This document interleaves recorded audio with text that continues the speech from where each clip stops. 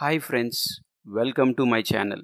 ఈరోజు మనం ఈ వీడియోలో అర్జునుడు దశ నామాలు ఏంటి, అవి ఎలా వచ్చాయి అన్న విషయాలు తెలుసుకుందాం. So let's start the story. మొట్టమొదటి నామం అర్జునుడు. అర్జునుడు తెల్లగా ఉంటాడు, అది నిర్మల వర్ణం. భూమి మీద ఆ వర్ణంతో సమానమైన వారు ఎవ్వరూ ఉండరు, అందుకే అందరూ అర్జున అని పిలుస్తారు.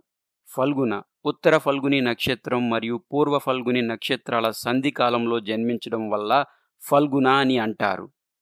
పార్థు, కుంతీదేవికి పృథ అనే పేరు ఉంది. పృథ యొక్క కుమారుడు కాబట్టి పార్థుడయ్యాడు.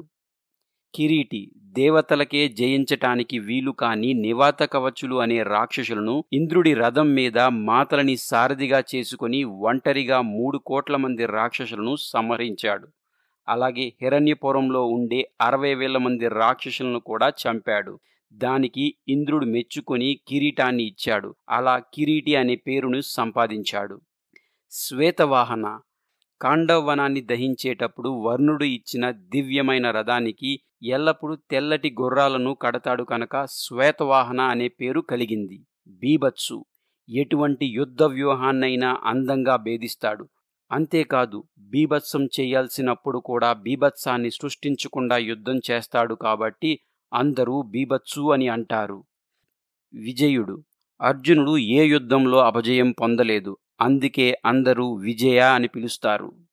జిష్ణువు, అర్జునుడు ముందు ఎవరైనా ధర్మరాజు శరీరానికి గాయం కలిగిస్తే వాళ్లను సంహరిస్తానని శపథం చేశాడు కనుక జిష్ణువు అనే పేరు వచ్చింది.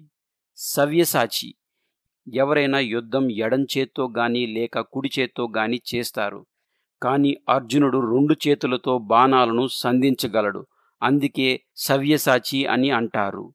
ధనంజయ, ధర్మరాజు రాజసూయ యాగం చేసేటప్పుడు రాజులందరినీ జయించి ధనాన్ని తీసుకొచ్చాడు కాబట్టి ధనంజయ అని పిలుస్తారు. ఇవి అర్జునుడుకున్న దశనామాలు. ఇది ఫ్రెండ్స్ ఇవాల్టి స్టోరీ. ఫ్రెండ్స్, ఈ దశనామాల్లో మీకు నచ్చిన పేరుని కామెంట్ సెక్షన్లో కామెంట్ చేయండి. మీకు గనక మా వీడియో నచ్చినట్లయితే లైక్ చేయండి, షేర్ చేయండి, మా ఛానల్కు సబ్స్క్రైబ్ అవ్వండి.